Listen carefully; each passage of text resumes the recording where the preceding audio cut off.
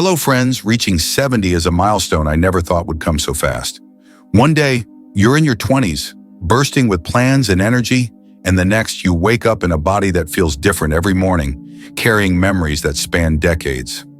Life shifts, priorities change, and as I've grown older, I've noticed something unexpected about myself. I've started avoiding people. This wasn't always me. I used to be deeply social, always surrounded by friends and family, attending events, helping in the community, and being the person everyone could count on. But somewhere along the way, something shifted. At first, I thought it was just me. Now I realize it might be more common than I imagined. Let me explain why. If this resonates with you, give it a thumbs up. Don't forget to subscribe and hit the notification bell so you never miss an update. When time feels more precious than ever. At 70, I've come to see time in a way I never did before. It's not just the ticking of the clock or the turning of calendar pages. It's the undeniable truth that time is finite. When I was younger, time felt endless, like a vast flowing river stretching toward an unseen horizon. I spent it carelessly, believing there would always be more.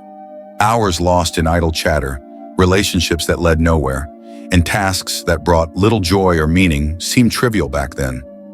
But now every moment feels like a gift, and I refuse to waste it. Time is no longer just a measure, it's a companion, sometimes gentle, sometimes harsh, always reminding me to cherish what remains. It's in the quiet mornings, sipping coffee as the sun rises, feeling the warmth of the cup in my hands. It's in the afternoons walking through fallen leaves, grateful for the strength still in my legs. And it's in the evenings, sitting in my favorite chair, reflecting on a life well lived. I used to fill my days with people and activities, thinking that more meant fuller. But I've learned the opposite is true. It's not about quantity, how much you do or how many people you're surrounded by. It's about quality. Now I choose carefully where and with whom I spend my time. I'd rather have one meaningful conversation with someone who truly understands me than be lost in a crowd of strangers. The truth is, I've become fiercely protective of my time because I've realized how irreplaceable it is. When you're young, you think there's always tomorrow to fix mistakes, rekindle friendships, or chase dreams. But as you age, you realize there are fewer tomorrows than you'd like to admit. This doesn't sadden me. It makes me intentional. I no longer waste hours on meaningless drama, shallow talk, or obligations that don't align with my values. Instead, I pour my time into what truly matters. My health, my passions, and the people who bring light into my life. There's a profound peace in this shift. I've stopped feeling guilty for saying no to things that don't serve me. I no longer explain myself when I choose solitude over socializing. It's not that I don't value relationships. I value them more than ever. But my focus has changed. I want my connections to be genuine, my conversations to be meaningful, and my days to feel full, not just busy. Time at this stage is also about letting go. Letting go of regrets over wasted moments, letting go of grudges that once seemed important, and letting go of the need to do it all. I've learned it's okay to slow down and simply be. There's no rush anymore, no race to the finish line. The best moments aren't in grand achievements, but in the small, quiet joys. A favorite song, a warm breeze, a heartfelt laugh. So yes, time feels more precious than ever, but it also feels richer. I've stopped chasing it and started savoring it. And in doing so, I've found a contentment I never knew existed. At 70, I don't want to waste a single moment, not out of fear of running out, but because I finally understand what a gift it truly is. 2, relationships change and so do we. As the years go by, relationships evolve in ways you might never expect. Some grow stronger, rooted in shared memories and mutual understanding, while others fade quietly, like a book you've set aside and never reopened. At 70, I've come to accept that not all relationships are meant to last forever, and that's okay. What I've learned is that the people who stay in your life during this stage are often the ones who truly matter. When I was younger, relationships were my everything. I surrounded myself with friends, colleagues, neighbors, and acquaintances, always striving to maintain connections and feel part of something bigger. I was the one who remembered every birthday, showed up for every event, and tried to keep everyone happy. But over time, I realized how much energy it took to sustain relationships that didn't always give back. Life has a way of pruning the branches of your social tree. People move away, get busy, or change in ways that make staying connected difficult. Some relationships end in heartbreak, others simply fade with time. I used to take these losses personally, wondering what I could have done differently to hold on. Now I understand that life's journey pulls us in different directions. People come into your life for a reason, a season, or a lifetime, and recognizing which is which has brought me peace. But it's not just others who change. We change too. I'm not the same person I was at 40 or even 60. My priorities have shifted. I value simplicity, kindness, and authenticity more than ever. I no longer have the patience for drama or one-sided relationships. I used to think being there for everyone made me a good friend or family member, but I've realized that true relationships are reciprocal. They don't drain you, they fill you. Some of the most profound lessons I've learned about relationships have come through heartache. Trust broken by those I cared about, loyalty that wasn't returned, or kindness that was taken for granted. These experiences left scars, but they also taught me how to set boundaries, recognize red flags, and, most importantly, value my own well-being. Now I give my time and energy to people who lift me up, not those who weigh me down. And yet, even with these lessons, I sometimes feel a pang of nostalgia for the relationships that have faded. A friend who was once like a sibling, but whom I haven't spoken to in years. A family member whose life has taken a different path.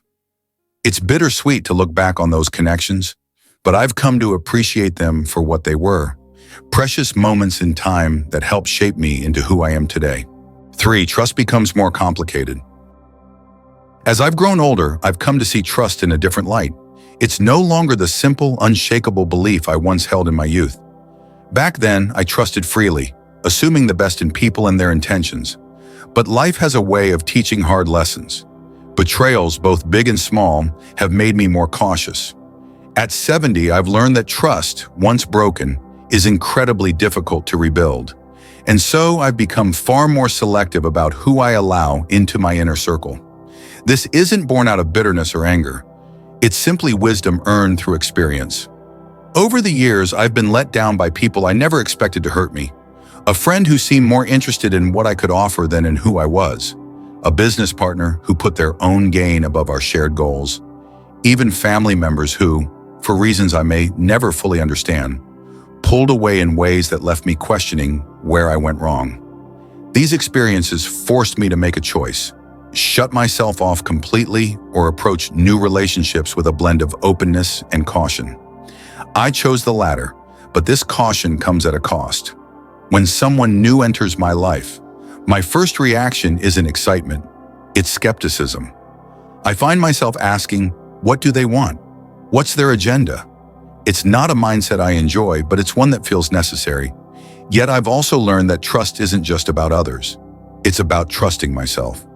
It's about listening to my instincts when something feels off, having the courage to walk away from toxic people, no matter how long they've been in my life, and understanding that it's okay to protect my heart, even if it means keeping my distance. Trust, I've realized, is a delicate dance. Still, there are moments that remind me trust isn't entirely lost. A kind stranger who helps me pick up something I've dropped, a neighbor who checks in during a storm. These small acts restore my faith in humanity, even if just a little. They remind me that while trust may be harder to give now, it's not impossible. At this stage in life, I've accepted that trust will always be a balancing act. It's not about building impenetrable walls. It's about creating gates, strong enough to keep out harm, but open enough to let in love, kindness, and connection when it feels right. In the end, relationships and trust have become simpler in their complexity. I hold close the few people I trust completely and keep firm boundaries with those who haven't earned it. And while I may never trust as easily as I once did, I've come to cherish the relationships I do have even more deeply. At 70, that feels like a gift worth holding on to. 4, the world feels different now. At 70, the world feels like a completely different place from the one I grew up in. It's not just the pace of life that has changed, It's the very fabric of how we connect with one another. Sometimes I look around and wonder where the warmth and simplicity of human connection have gone. I grew up in a time when neighbors were like extended family. We knew each other by name, stopped by unannounced to share a cup of coffee, and offered help before anyone had to ask.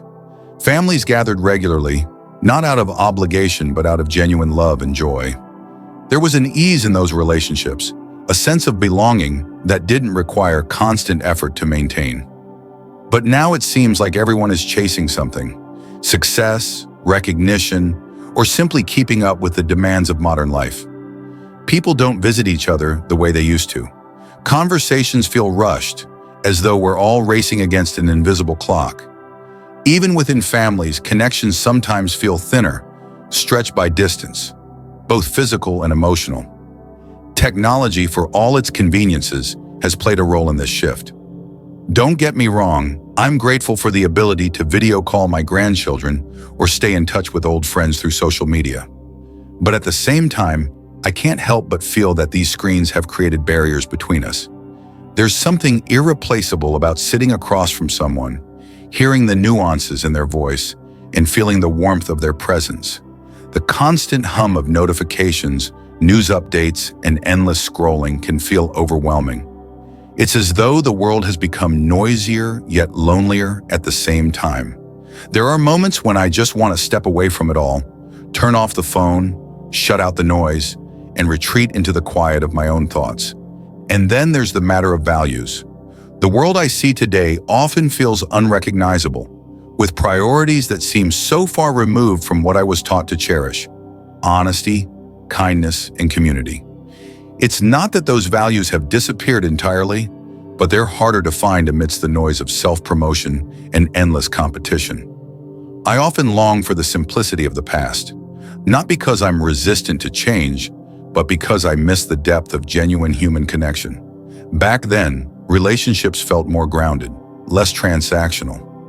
People weren't constantly distracted, and there was an unspoken understanding that time spent together was precious.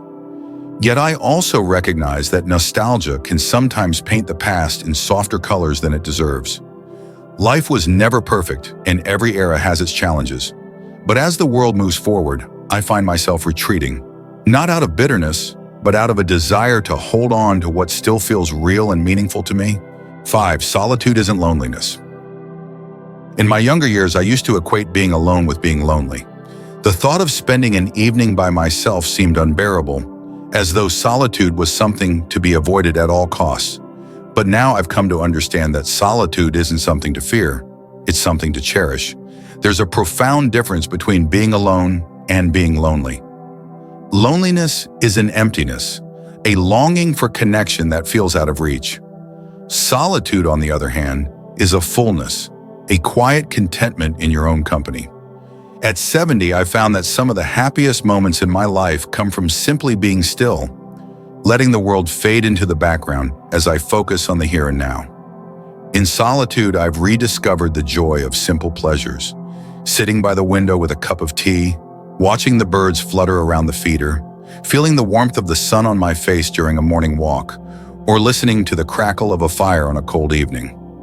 These moments, though small, fill me with a sense of peace that no crowded room or bustling event ever could.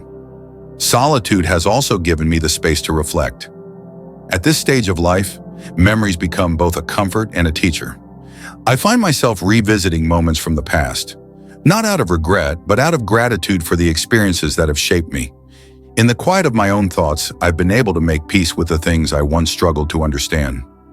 This doesn't mean I've completely cut myself off from the world. I still enjoy seeing my grandchildren's faces light up when they visit, catching up with old friends, or engaging in causes that matter to me.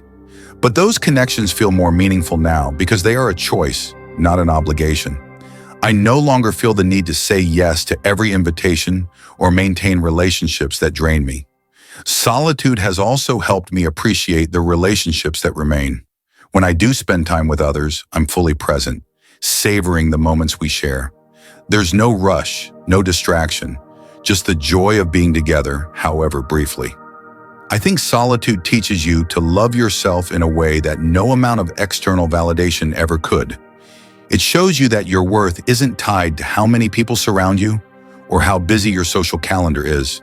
It's in the quiet moments when you realize you're enough, just as you are.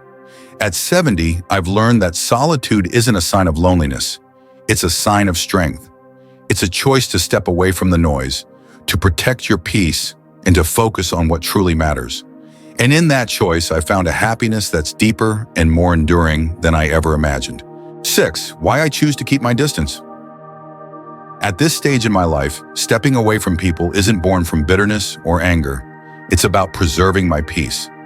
After 7 decades of giving, learning, and occasionally experiencing pain, I've realized not all relationships are meant to endure, and not all connections deserve the effort it takes to sustain them. This understanding has been both liberating and tinged with sadness, something I've accepted, not because I am disheartened, but because it's become essential. For much of my life, I was someone who placed others before myself. I gave my time, energy, and love freely, often without expecting anything in return. I sought approval, wanted to be helpful, and longed to be the person others could rely on. For years, this felt like the right way to be. I thrived on being needed, on showing up for others, and on being a steady presence in their lives. But life, as it often does, teaches you hard lessons about boundaries, sometimes after years of experience.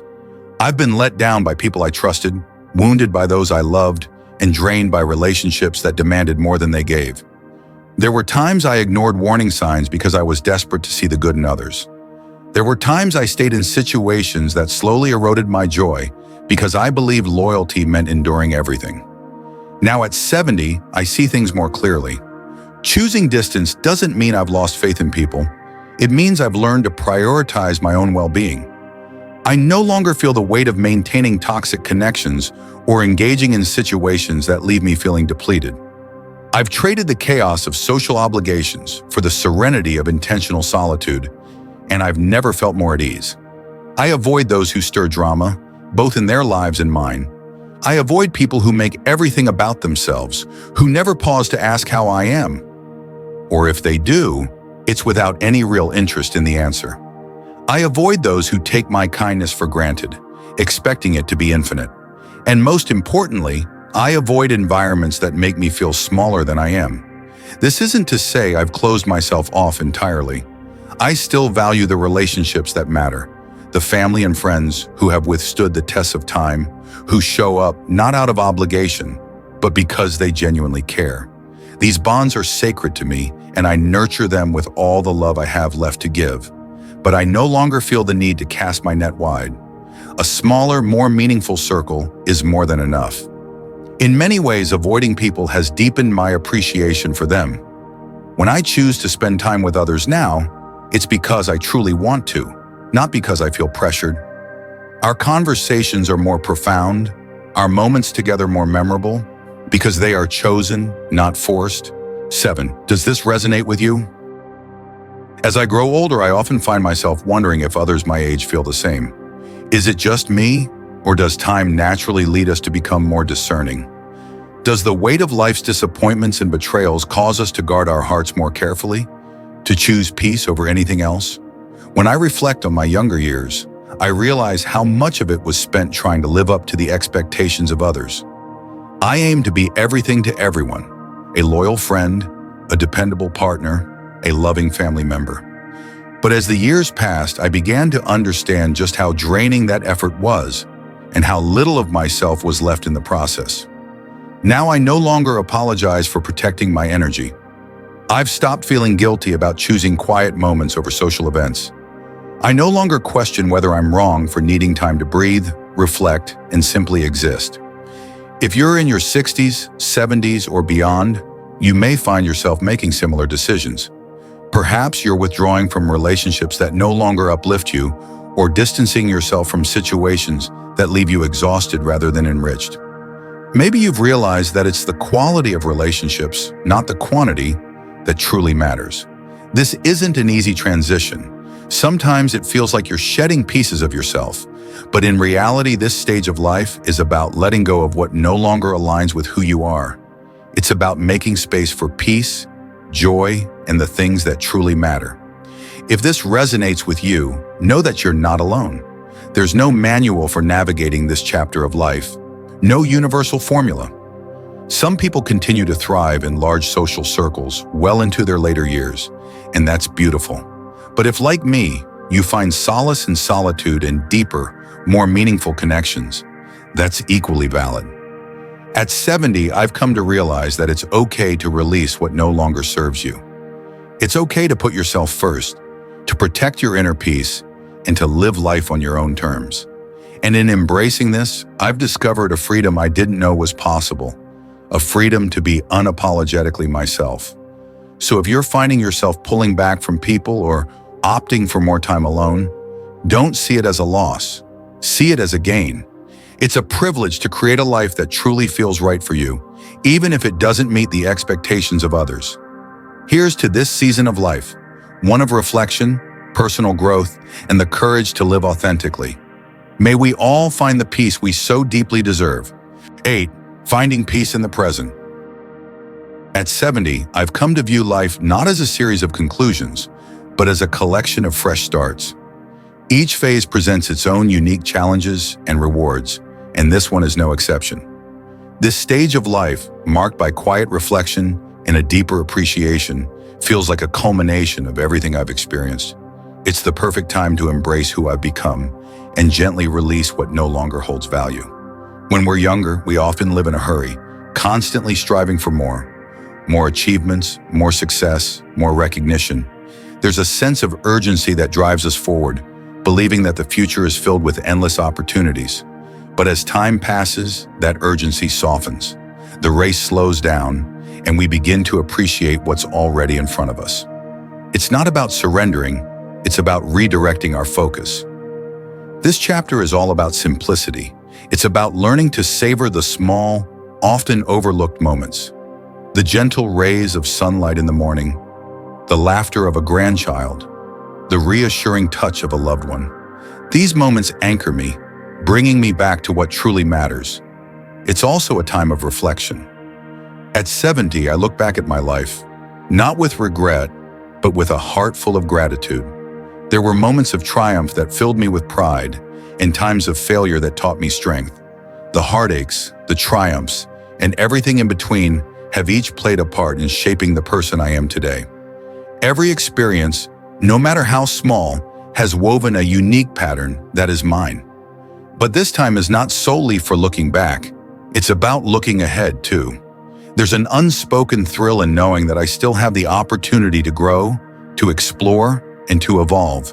It's a season for embracing what brings me joy, whether that's tending to a garden, picking up a new hobby, or simply finding moments to be still and present. One of the most liberating aspects of this stage is the freedom to let go of expectations, those set by others and those I once imposed on myself. I've come to realize that I don't need to prove anything to anyone. I don't need to measure my worth against some external standard. Instead, I've learned to embrace the power of just being. This stage has also shown me how essential it is to say no. No to the obligations that drain my energy. No to relationships that no longer serve me. And no to the pressures of trying to meet every expectation. In doing so, I've created room for what truly matters: peace, love, and genuine connections. A certain courage comes with aging, a courage to live authentically and without apology. I no longer fear judgment for the choices I make or misunderstandings that may arise. At 70, I've earned the right to prioritize my health, speak my truth, and live life according to my own rules. This chapter is also about gratitude. Gratitude for the life I've led, the people who've been part of my journey, and the memories I've created. Gratitude for the resilience that has seen me through tough times, and for the joy that has brightened the good ones. And most of all, gratitude for the simple fact that I'm still here, still living, still learning. So what does it mean to embrace this chapter? It means accepting the past with grace, welcoming the present with open arms, and looking to the future with a hopeful heart. It's about finding beauty in the ordinary, cherishing the relationships that matter most, and letting go of anything that doesn't bring peace. It's not always easy. There are moments of solitude, of wondering what's next, and of longing for the people and experiences that once filled my life. But even in these moments, there's a quiet strength, a reminder that I've come this far, and everything I need to continue is already within me. At 70, I've realized that life is less about the big milestones and more about the simple, meaningful moments that make up each day. This chapter may be different from the ones that came before, but it's no less important. In fact, it feels like the most authentic, the most honest, and the most peaceful phase of my journey. Embracing this chapter is not about accepting limitations. It's about celebrating what's possible. It's about honoring the life I've lived while remaining open to whatever comes next. And above all, it's about living fully, with depth and authenticity, one day at a time. Final reflections. As I turn 70, I've realized that life's true value isn't measured by what we accumulate or how much we do, but by the richness of the moments we hold dear, the bonds we nurture, the stillness we embrace, and the peace we cultivate within. I've discovered that true fulfillment comes not from external accomplishments, but from appreciating the simplicity of each day, finding strength in solitude, and focusing on what truly resonates with my heart. Choosing to distance myself from certain people isn't born from anger or resentment.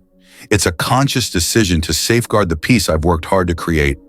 If you find yourself walking a similar path, know that it's okay to honor your own needs, to choose the relationships and activities that bring you joy and fulfillment.